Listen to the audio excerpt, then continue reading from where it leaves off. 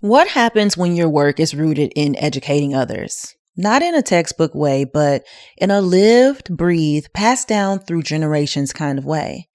When you're a content creator or a leader or just someone who knows how to bring people together, your work often starts long before the camera turns on or before people begin to show up. It's in your family history, in the way your great grandparents lived, in the stories that shaped you, even the ones that were unimaginably hard to carry. And sometimes your content or your intentions can get misunderstood. Sometimes people just don't get it. And that can take a toll, not just on your creativity, but on your spirit as well. But we keep going. We do the research, we double check our sources, we try to make it easy to digest while still making it mean something. And in the middle of all of that, joy has to stay in the room. Someone who does this very well and exudes joy is Taylor Cassidy, the 22-year-old content creator of the viral video series Fast Black History, who's built a community of over 2.2 million followers by making Black history accessible, relatable, and full of life, even while navigating the pressure that comes with the fame of it all and the responsibility. She exudes joy not just as a break in her day-to-day, but as a tool, as a survival skill, and as play. And all that means is giving herself time for hobbies that don't make money, the parts of life that aren't attached to output. Because staying rooted doesn't mean staying heavy. Sometimes it just means remembering who you are, what's going on in the world around you, and choosing joy anyway. Powerful. Few things are as powerful. Few things are as powerful as power. What is going on, beautiful people? Welcome back to the Affirmations for Black Girls podcast, where we focus on personal growth and cultivating a healthy relationship with ourselves. I am your host, Tyra, the creative, actress, content creator, and mental health enthusiast. And y'all, I'm so excited because we have a super dope guest today. We have Taylor Cassidy joining us on the show. Taylor, hello, girl. Hello. I'm beyond excited to be here. I'm fangirling myself. Thank you so much for having me. Girl, stop. I'm fangirling. Your content is so amazing. I've been following you since we were talking about this off camera for a second, but I've been following you since probably like 2021. I've been seeing your content. I saw you on TikTok first, and now I just love the Monday motivation videos and all of that you have going on. So thank you so much for wanting to be on the show. That makes me so happy. And yes, like I've already told you, like I've been listening to the podcast for over a year. So I feel like we both focus on like spreading joy and self-love. So I'm excited to get into it. Yes. So today, you guys, we'll be talking about reclaiming joy in a world that wants us to be exhausted. And I feel like as content creators, we may have a lot of the same type of sentiments around this. So I am so excited to jump in with you. Before we jump into the icebreaker, I'm going to let you do your own introduction. What you want people to know? Introduce yourself to the AFBG audience. Okay, I will. Well, hello, I'm Taylor Cassidy. I have been a content creator since I was 17. So I've been creating professionally for almost 6 full years now. And two large parts of my content are my hashtag Monday motivation videos, where I create videos that are meant to lighten your day, encourage you, give you positivity. And I have another web series called Fast Black History that I started in 2020, where I talk about unknown Black history figures or moments in 60 seconds or less. And that's expanded now as TikTok has changed their format. But I have over 50 episodes of that series, and it's helped me to gain over 2 million followers on TikTok. I was just named one of Time's 100 most influential creators for this year, and I'm coming out with a book based on my Fast Black History series, Black History is Your History, and it's coming out October 14th, but you can pre-order it right now. Where can I pre-order it at? You can pre-order at Barnes & Noble, on the Simon & Schuster website, on Amazon, Target, or if you go on any of my socials and go to the link in my bio, it'll take you directly where you need to go to pre-order. I love your life. I'm about to scream. If we didn't have these microphones, I would be screaming right now because this is just so amazing. Also, you're Emmy nominated and you ain't say that. I am, I mean, but why you reminded me of things. Yes, I'm Emmy nominated. I was a correspondent with a kids news show on Nickelodeon called Nick News. And in 2023, we got nominated for a Children and Family Emmy. So I'm a Emmy nominated host. That is so amazing. Y'all, wherever y'all at, y'all just need to clap. I know we can't hear the clapping, but I'm about to clap because you Oh, are doing amazing work. So I just want to jump into the conversation. Well, let's do this. Let's do this icebreaker right quick, and then we're gonna jump okay, in because I okay. have questions. Okay. So our icebreaker, it's just a simple question. What is a piece of content that you've made that still makes you smile to this day? It could be something that you created way back in 2020 when you started, or it could be something that you made yesterday. What's one piece of content that still makes you smile? Ooh, that's a good one. Okay. I'm gonna say this one because it made me smile when I was making it. And it's the kind of thing where after I edited it, I was like rewatching it over and over again because I was like, oh, this is That's gonna how put you a smile know. on people's face. Hmm. You know? I think it's still pinned on my Instagram. I'm literally running out of nowhere in my mom's backyard with like one of her baskets that I stole from inside, pretending to throw out like emojis of like Yes. hearts and sparkles, and I start the video with saying, "Come in here and get y'all joy," and I'm basically like throwing joy at the screen. I And love I don't that know, piece. yes, like I don't know, it was just a simple concept, but I honestly just made it to make me smile first, and I was definitely like giggling Hmm. watching it back. So I'd say that one. I love that one. I know exactly which one you're talking about. I smiled when I watched it. I was like, this is perfect. Like this is the epitome of what social media is for. Like this is what I want my feed to be filled with at all times. Let's see. For me, ooh, a piece of content that has made me smile. Girl, I be doing food content outside of like my podcast. So it's like it be making me smile because I be hungry, but I'm trying to let me see. That's so real. That's so real. Okay, I have one. A piece of content that made me smile. This is a recent piece of content because just a little bit more about me. I started out in long form content on YouTube. I was a YouTuber first. I started my YouTube channel in 2017, and that was before short form was a thing. It took me a long time to be like, okay, how am I going to enter this short form content circuit? What do I like to do? Like, what are some types of things? Because my YouTube channel started out as an educational channel. I was talking about being an actress here in Los Angeles, how to make money in LA without having a 9 to 5, like as a full time creative person. And the reason I started my podcast was because I was like, I want to talk about mental health, but it didn't feel like it had a space that it could breathe on my YouTube channel. So I was like, let me start a podcast. I don't want to do more video content. Let me do a different medium. Let me do just audio only. And now here we are doing video again on the podcast. But through starting my podcast and finding new ways to implement joy into my life, I started doing like DIY projects and stuff. And I found that I love putting my hometown and my childhood into my everyday life because I live in Los Angeles now. My family is all in Louisiana. So one of the videos that I made, I had this idea for like a year and a half. I got my mama, my daddy, my grandparents, and my aunts to write down family recipes that I grew up loving, recipes that brought me so much joy. And I turned them into wallpaper.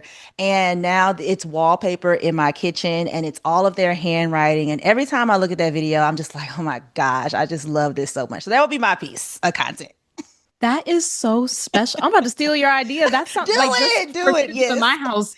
Oh my goodness, that's so special. Like Thank I you. sometimes I do the same thing, except I have to like call my mom and then write down her Yeah. recipes for Yeah. things. And by the way, she lived in Louisiana for 12 years and I was born in Baton Rouge. Shut up. Yes, but I don't have any memory living there, Okay. but Okay. I But do, I know still, how we to was cook born in the same gumbo, place. Okay. right? All Baton right. Rouge too? Yeah, Okay. I was born in Baton Period. Rouge. I love that. At Women's Hospital? Were you born at Women's Hospital or OK Long? Oh, You I don't don't know. know? I only know the city. Yeah. Okay, you were probably born at Women's Hospital. I'm gonna say you was born at Women's, but it could have been like Women's, Earl K. Long, or even Our Lady of the Lake. That's it. I'm gonna have to look it up now. Yeah, look it up and then let me know because I need to know. Because if we were born at the same hospital, that would be crazy. That would be so cool. So is your family? Why was she in Louisiana? Is there any family from there or what? I think my parents went there for work and they just stayed there for over a decade. Okay. Like both me and my sister were born there, but when I was 3 years old, we moved because of Hurricane Katrina. Okay. Gotcha. Gotcha. And y'all moved where? You moved to New York or? We moved to Iowa first, then Oh, wow. Minnesota, and after that, I can go down the list, but I moved 8 times before ending up in St. Louis, Missouri, which is where I say I'm from, Hmm. because that's where I came of age there, and that's the place I spent the longest amount of time in my childhood, which was Hmm. 7 years. Oh, So we wow. were hopping around until then. Hmm. Gotcha. Oh, wow. Thank you for sharing. Yeah, I of course. born and raised in Louisiana. That's it. That's all I got for me. And that's Um, important. yeah, it is. And my whole family is there. I was talking to my mom when I was home. We're going off on a tangent, but listen, I don't care. Um, my whole family was born like Louisiana, Mississippi. And I was talking to my mama when I was home last month, and her grandfather was a sharecropper. My great grandma Phoebe, who passed away in 2014 while I was in college, was born on a plantation. Like they were basically still born into the remnants of slavery because I'm from the deep south, St. Francisville, Louisiana, plantation town. And it's just so crazy how I'm not so far removed. And that's why I like to make sure that I am spending as much time learning about my history. And that's why this conversation is going to be so dope because all of that is my history. It's all a part of me. And I'm still very connected to a time in life where Black people could not do any. My grandma went to a segregated school. The first integrated prom in my hometown was in 2007. I was in seventh grade. 2007 was the What? first. Yeah, my cousin Christy went to the first integrated prom, and it was this big thing in my little town. Population 3,000, 4,000 people. My town is small. But yeah, 2007 was the first integrated prom. So that's why this conversation is so important. But yes, born and raised Louisiana, backwoods country. Yes, that is me. You know what? And I know we're about to get into it, but that's so important because that's another part of my mission, showing that like Black history is not far removed from us. Yeah. Like this, it wasn't that long ago. Like all Yeah. of this was not that long ago. So wow. Exactly. Yeah. Okay, before we jump into the meat of the episode, we have to get into our affirmation of the week. So I'm going to hand it over to Taylor so she can lead us through. This week's affirmation is: I create with intention and inspire with innovation. I create with intention and inspire with innovation. I create with intention and inspire with innovation. I create with intention and inspire with innovation. I create with intention and inspire with innovation. I create with intention and inspire with innovation. Oh my gosh. I create with intention. I feel like that is literally at the center of both of our styles of content. Even though we talk about things that are so different from each other, creating with intention and intentionality and authenticity is so important to me. And I can see that it's important to you in everything that you do. I do want to know, so your Monday motivations, how did you say, okay, this is what I'm going to start doing. I'm going to do this every Monday. How did that come about? Well, first, I used to upload these pep talks that I would film just for myself in high school. I think Oh, the wow. first like encouragement kind of video that I uploaded to my TikTok was in 2019. So I was 16 at the time. And it was something that I had just filmed for me. Hmm. Like I had just filmed them for me. And I would film them in my car, I'd film them in the bathroom to kind of do kind of like a video diary to pep me up before going to high school, because high school is hard. It's Yeah, it's yeah. it's hard being a teen. So once I started uploading them, I was really blown away by how many people resonated with what I was saying when it was truly just something to help myself. And I think that that aspect of it made it feel more personal and more like intimate because I wasn't trying to be like, I'm being a motivational speaker. I was just Yeah. trying to like talk to me, you know? Yes. So I've been uploading them since I was 16. And it wasn't until I think like last year where I was like, okay, I'm going to start doing this every Monday just to keep it consistent and also not put so much pressure on myself to motivate people every single day. Yeah.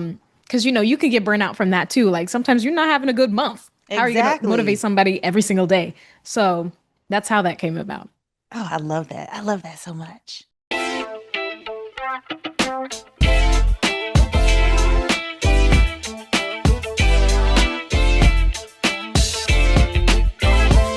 Okay, Taylor, so what inspired the first Fast Black History video? And how did you stay excited about the format while keeping it accurate and still digestible? So how Fast Black History came about came from me being in my history classroom junior year. It was already common knowledge to me that Black history was not being taught in my Yep. public school as much as I would like it to be. And by that I mean it was like a day that you spend on it in February and that's it. Mm-hmm. But I think what really pushed me was that I was in an advanced history class that year. So we were having more conversations. We were having more debates in that class. We were having more like constructive conversations, really talking about the context of different historical eras. And I started to realize that the students in my class, at the time, I was the only Black kid in my history class. Mm-hmm. And I started to notice that as people gave their opinions, as people tried to understand what the context would have been at the time, especially when it came to discussions about slavery and discussions about people of color during that time, I started to see that it was very, very rooted in suffering and trauma. Mm-hmm. And their perception of Black people was just very, very limited to what public schools had taught to them, which Yeah. isn't much of anything past trauma and Yeah. just surviving it. Yep. And it was so very contrasting to the way that I was taught Black history growing up because my family made it like you're going to know your Black history or you're not going to get McDonald's, like you're Oh, not I going to get love ice that. cream after school, you know, like Yep. and so I learned it with so much joy and so much like excitement. I they made like events out of it. We would go to community events just to learn about Black history. So I remember sitting on my bedroom floor after a hard day, being Mm-hmm. in that history class, listening to all of these things where I'm like, that's not true. That's not right. Yeah. And I thought, okay, it's February. It's February 1st. I need to do at least something. And at that point, I had a little over 100,000 people following me on TikTok. Mm-hmm. And I was like, okay, I have this platform. What can I do? So I made I think it was 15 seconds. I made a video about a chemist named Percy Julian. And I made him make jokes. I dressed up as him to make him like talk to the camera. I tried to make his history come alive in some way Yeah. instead of just talking at the camera. And I wanted to make that engaging. So I thought, okay, my generation's attention span is really short, but I want to teach Black history. So it's got to be Mm-hmm. fast. Okay, let's just call it Fast Black History. And it went viral. And from there, I was like, okay, this was really fun for me. I love learning Black history. Let's just keep doing it. And over the years, to answer your second question, how I liked keeping the format alive, it went through so many revisions over the years, so many different writing styles. Mm-hmm. But I think what helped me the most was just continuing to be a student. Something that I always did in my class was draw little comics and doodles next to my notes about the history figure that we were learning about, just to Mm-hmm. make it engaging for me. So it was always trying to put myself in the form of a student again, learning something new. So I continue to go to museums. I continue to read different books and really try and take note of like the different things that I would think about. if I related them to a TikTok trend I was really into, or if I just watched a movie I really loved and I was like, oh, that's just like that character, I would use that as inspiration to keep it lively and keep it relatable for myself first. And then it ended up resonating with my audience too. I absolutely love that. So from the first video, it went viral. Yes. That's amazing. It just shows you how many of us don't have access to that information, or that information isn't readily available, but we crave it. And I do think as we continue, as time continues to go on, more and more of us are craving more of that. I also had like a little epiphany moment like that, but it wasn't until I was actually in college. So I was in all AP classes as well in high school, but we did not have an advanced placement history class. We had to take dual enrollment for college, but it was Western civilization. Hmm. So we never really got to talk about anything, especially like what I told you earlier. I'm from the deep South, plantation town, Myrtle's plantation, Rosedown plantation. Every people come here to get married on these plantations. Hmm. Shotgun houses are still there. Like my great grandma, who is still alive, her mom is the one that I was telling you about earlier, but my great grandma Lily worked for the white man literally into her 60s, and she's in her early 80s now. But it's just so crazy how she's still like kind of like living in that time in terms of like the verbiage that she uses and the things that she talks about, because it's like that's all that she knows. And as I get older and I'm starting to pick up on that, I'm like, oh my gosh, I need to learn a little bit more about what was going on here in St. Francisville when you were younger, grandma. Like when I the first time that I was like, oh shoot, this is like my grandma was really a servant to these people. It wasn't considered slavery at that time on paper, but it definitely Hmm. was. We went to go pick pecans. My southern accent. I The call them accent. pecans. We went to go get pick pecans at this plantation, and I was like, oh my gosh, I was younger. I was probably in high school at the time, and we were going to pick these pecans to weigh them to get some money. Like that's how my grandma later in life, that's what she did later in life. That's what she did to make money. And she was like, oh yeah, I worked for this family for 35 years or something like that. I don't remember the exact time. And I was just like, we're on a plantation, you worked for this family. And the way that they say it is just so flippant. It's just like, oh yeah, like I just worked at the mall. And I'm just so interested in learning more about especially Black history, but especially Southern Louisiana history, because it's so deeply ingrained. Like my grandma, I didn't even realize that my grandma went to a segregated school. And it's just when you're actually like in all of that and when you come away from it, like I moved to the East Coast for a while and I ended up taking like a Black history, I forgot the name of the course, African American Studies.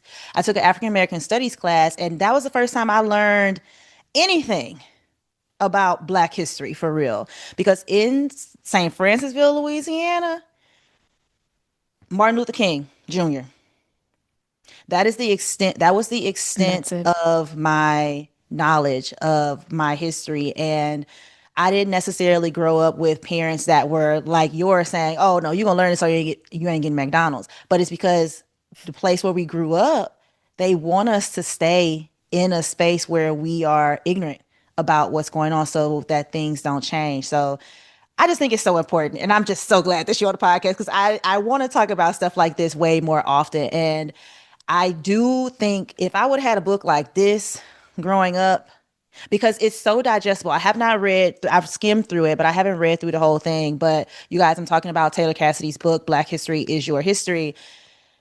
If I would have had even something like this that was easily digestible as a child, that was readily available, I would feel more comfortable and confident in where I came from. Because when I started taking that class in New Jersey, I did the National Student Exchange Program. I was uncomfortable.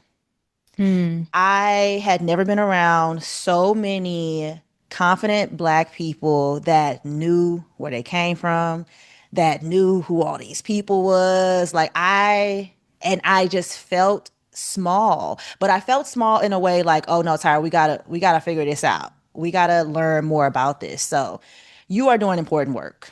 Point blank period, the end. baby girl, you doing important work. Oh, I love that. Thank you. Thank you. And can I just say, like, you have such a rare resource available through what you said, your great grandmother. My great grandma, and I had my great great in my life until I was a sophomore in college. She is such, like, she is living history. Like, Yeah. that's like something. Have you ever considered like sitting down and like actually like asking those questions? Because a lot of times the Black history that even I research, it's not like Yep. a college team was funded to go and do this, get their hands in this research. No, it's passed down from family to family. It's in written documents in families' basements. And a lot of times it can be difficult to sort out what's fact and what's fiction. Yeah. But what matters is that our history lives with us. Yeah. So I think that's so beautiful that you even grew up with that. Like, I mean, not a lot of Black people have that and know where their roots really do lie. And I think that's really special. And what you said about like, whenever your grandmother would be like, oh yeah, like I worked for them. Like it's casual. My Nana does the It's just, same thing.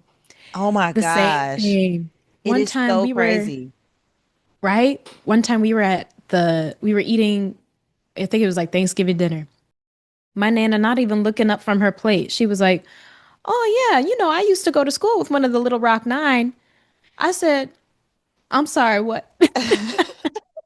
I'm sorry, what? And you've never told us this? Never. They Never. never. Girl, don't get me started. You never thought that was important to say. Ever. Like That's why you gotta girl, ask. you do, You but gotta it's ask. you do have to ask. And for me, my great grandma Lily, she's starting to lose her memory and stuff like that. So it is one of my priorities when I go home. Whenever she's actually like lucid, anyway, hey, can you answer these questions, or just really like have a conversation and just make sure that I'm like recording it so I can get out of it what I can. But yeah, that's definitely high on my list. I was talking to another friend who is a filmmaker from, we went to high school together, and I was just like, we need to do something on the fact that the first integrated prom was in 2007. Because when I say that, people don't believe me. The first integrated prom was 2007. And they're like, no, you're lying. No, y'all just wanted to. No, that's no, no, that's really what it was. So, and we also used to have this. I forgot who I was telling somebody this, but I live in a little small racist town. I really do. But they're getting better, I guess. Well, I haven't lived there in 10 years. So let I me not even say guess. that. Let me not even say that. But we used to have this thing called the pilgrimage. Every year it was like this little festival, but there were demonstrations of slave labor happening exactly. And No. every year, Taylor, they would take us here for like a not a vacation, what is it, a field trip. And it was just everyday life in where I was from. But a few years ago, they finally did like a petition. A few like people that I went to school with and stuff did a petition like, this is not right. We should not be doing this pilgrimage, and you're doing it under the guise of it being like some type of like festival, and people are just like a period thing. But no, it's not. You are constantly reminding us of what this town used to be. And Right. they stopped doing it like a couple of years ago. But that's how behind, I would say, air quotes, behind where I'm from is in terms of equality and Mm. just appreciating everyone as equals, honestly. So Yeah. it's very important for me to start digging into those stories a little more and shining a light on where we need change, especially in the deep south, because a lot of the deep south gets overlooked. There are still places that you can't go at night.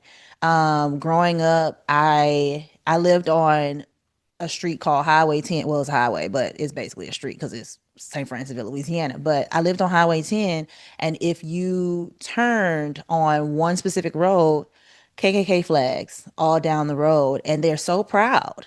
They're so proud. So, and growing up, I was just like, oh yeah, like just like my grandma and them. Oh yeah, the KKK live over there, and that's it. And I'm just like, Tyra, this is we are the future. We are our history, but we need to also make sure that we are making change in the years to come, because I don't want my children growing up around that. Like, girl, what? And that's actually crazy. Crazy. I can I feel like on the same wavelength, not the KKK, but like even in growing up in the Midwest, I know specific neighborhoods that used to be sundown towns. I know the places you can go where just like you, like the neighborhoods are filled with Confederate flags. Yep. I know the students from school that would don the Confederate flag like it was their uniform every single day. And I think, especially moving to New York, which is where I'm based, I've learned that a lot of people truly believe that that is just not like that doesn't exist anymore. Like Yeah. people just they don't do that anymore. And whenever I would tell them like, well, It's no, still like alive.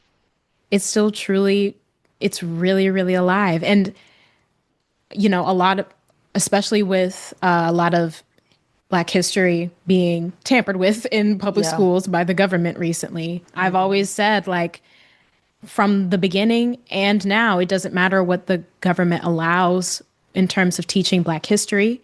It is in our own hands to learn it and try and find it for ourselves. It's always been that way, and nothing has changed. It's up to us to bring it to light and really make sure that our full stories and our humanity is being told. Yes, it is up to us. It's up to us. It's up to us. Oh, I love that. We only got through one question in topic one, but you know what? That's totally fine. I'm gonna have to have you back on the show. That's what it That's a, is. That's all I'm that down. means. I'm down. Wait, have you heard that TikTok audio with Kiki Palmer where it was like, we're gonna have to Oh spend some yeah, more time we got together? yes, yes. That's how I feel. Whenever you're free, girl. Whenever you're Whenever free. you're free. Whenever you have time. Whenever you have time, yeah. Whenever you have time, I have to spend more time with you. I do.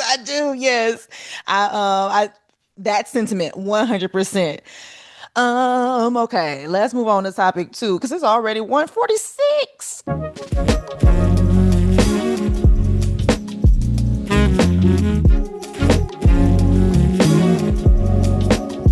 I've actually never asked anybody this question before.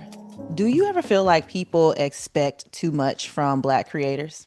And you see, I'm so glad you asked this because I could get on a soapbox about it. I could Get on truly that get on a soapbox, soapbox girl. about Get it. on there. It's fine. Let me get on it. I think that whenever there is an issue that is important to be talked about, and whenever there's something happening in pop culture, in the media, in politics that is important to give a platform to, I think that people are more in a hurry to rush to Black creators to immediately know all of the answers and explain for them more so than people who are not Black or of color. Mm-hmm. And I think that's because in people's minds, it's almost like we have a responsibility to be the bearer of that information. Yeah. And I think it does put a lot of pressure on a lot of Black creators to be perfect or reach that idea of Black excellence, where like anything less than what the public is requiring of you is never going to be enough. It's not going to be enough.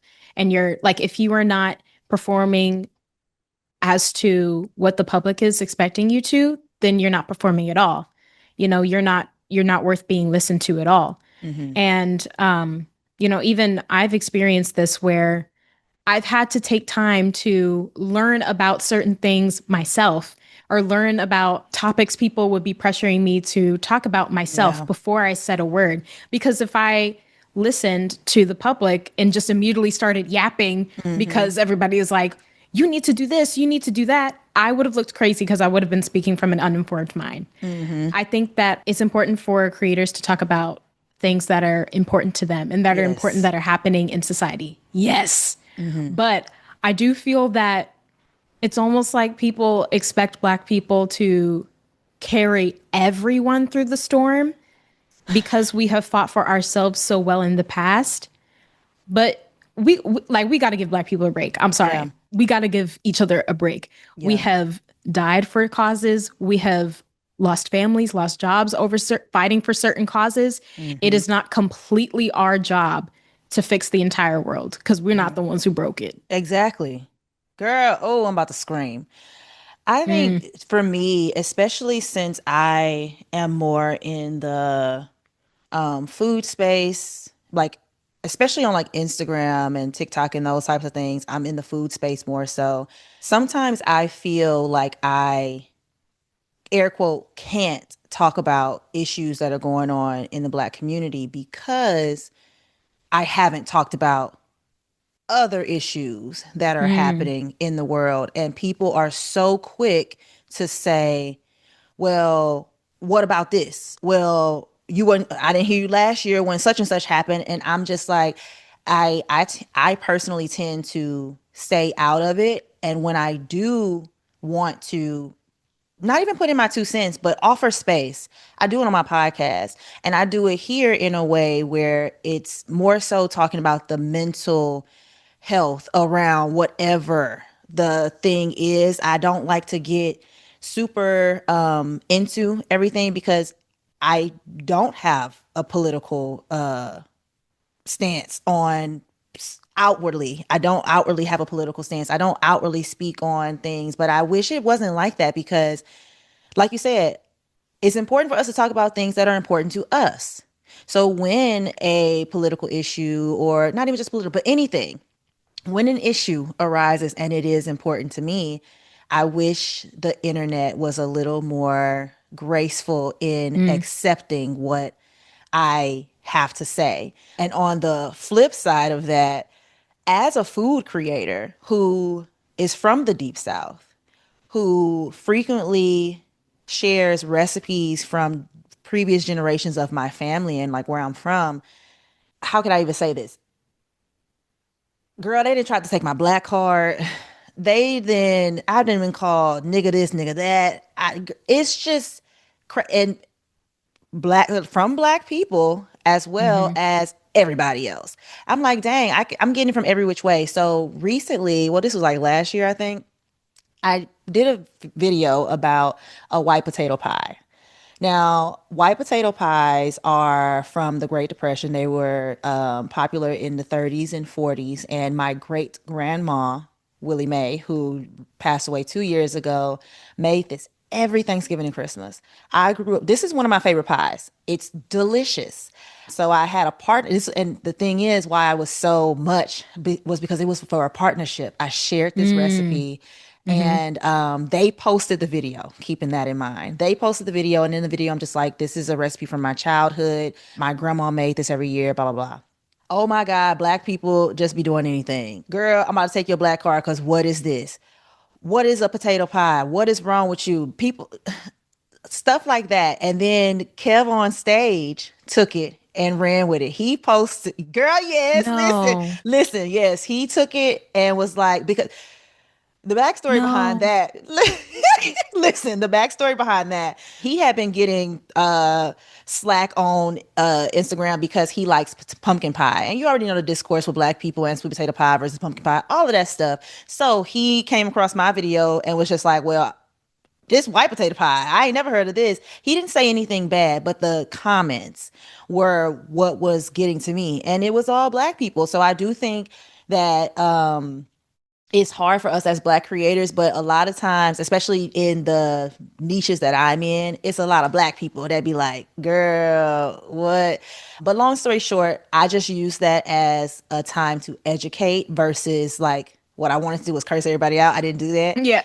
Because girl, it happened last year. So my grandma had only been gone for less than a year, and I was vulnerable in my, I'm Mm. always very vulnerable in my content. My content always comes from a place of intentionality. Right. And I was sharing a piece of me that I am proud of. And I'm also a pastry chef. I went to culinary school. The pie is good. Stop playing. Stop playing. Because I'm about to try it. Okay, listen. Okay, yes, please. So I just went in the comments and said, actually, I'm not being so creative. I'm not making anything up. This pie actually comes from the 30s and 40s, and white potatoes are cheaper than sweet potatoes. I just took them through that. And once I did all of that extra leg work, everybody was like, oh, wow, okay, I did know that. Let me try this pie.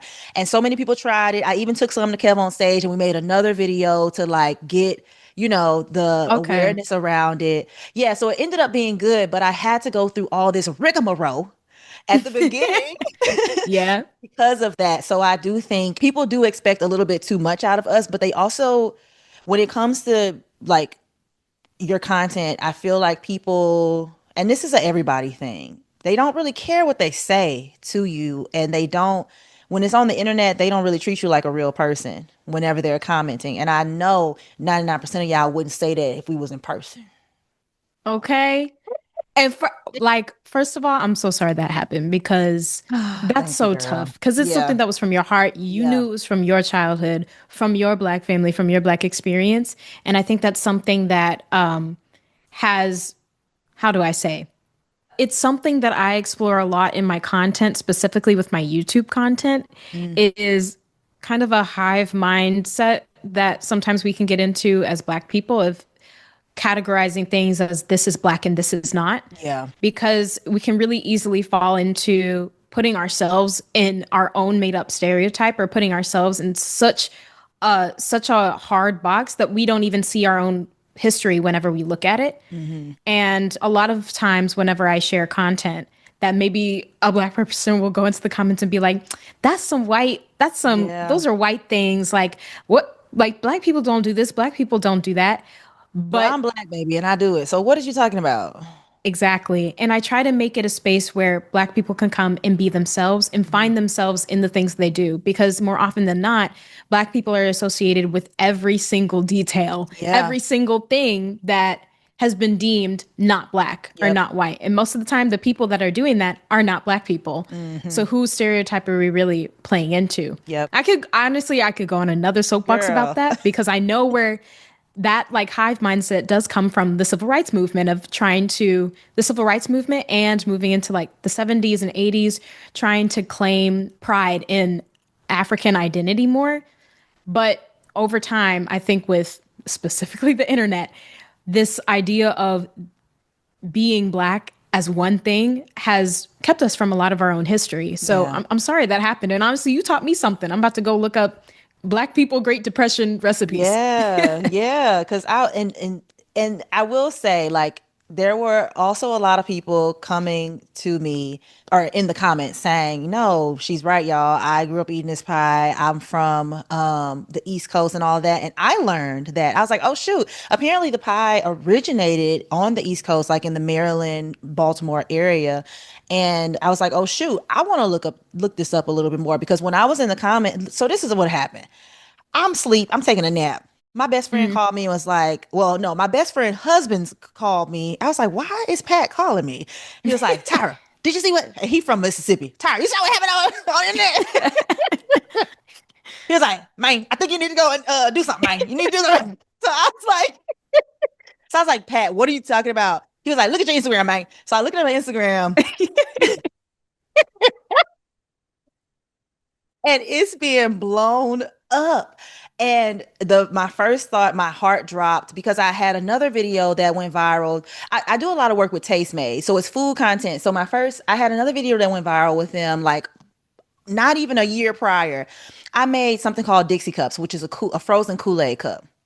You already know racism Mhm. in the comments, racism in the Yep. comments on that. But I was like, oh no, it's happening again. What is going on? So I wanted to just not say anything. But then so he ended up calling me back and was like, well, you can spin this. You need to put on your story, Kev on stage, you need to taste this pie. You need to taste this pie. And I was like, okay, let me take 10 deep breaths and then I'm gonna do that. So I did that. And while I was waiting on him to respond, I was like, okay, let me answer some of these comments. And I was like, well, actually, this is what it is, all of that type of stuff. So I was like, I had a moment where I was like, y'all ain't about to jump down Willie Mae throat like that. Like y'all not about to do this is like my heritage. Like this is something that I take so much pride in. And ever since that moment, it's fueled me even more to just share more about where I came from and just continue sharing those deep southern roots that I have, especially since I've lived away from home for so long. I don't spend a lot of time around Black people. It just is what it is living out here in Los Angeles. But Yep. every time I go home, I just make it a point to do some real country shit. Mhm. Like I just had because I was at home recently and my dad was like, "You want to go pick some okra with me?" Hell yeah. Let's go pick some okra, Daddy. Let's go pick some okra in Boogie Ray garden. Let's go pick some. I know that's right. Like it's just so important, and I continue to learn so much, and I definitely need to take full advantage of all of this while my greats are still here. I'm just so blessed to still have great grandparents still in my life. Like, well, one great grandparent still in my life, and all of my grandparents, my mama, my daddy, all of their siblings, they got all of their siblings, so I'm truly blessed. And I think more of us need to truly lean in when we do have these big family ties. Even if you're not super close, like it's important to lean in and ask the questions, do the thing, go to the family reunion. I was just talking to a friend. I was like, girl, it's our time to start planning these family reunions. It's true. I can't It's true. imagine. The baton has been passed. Yes. I'm just like, oh my God, what goes into planning a family reunion? I just know to put on a shirt and show up. That's all I And maybe a white potato pie in hand. Hello, because it's only been 2 years, but yes, we always had white potato pie. Mama always made them, and I think the baton has definitely been passed to me. I made them the last 2 years, her white potato I pie love and that. buttermilk pie. So, I love that so much. girl, I'm gonna ask you one more question in this, and then we could move on. Let me see. All three of these questions are good. Let's just do a speed. I have 3 more questions that I really want to ask Okay. you. We gonna do a speed round because Got it. you gotta be back on the show. We already. I'm coming back. Okay, I'm okay. coming You back. coming back. You coming back. You coming back. Okay.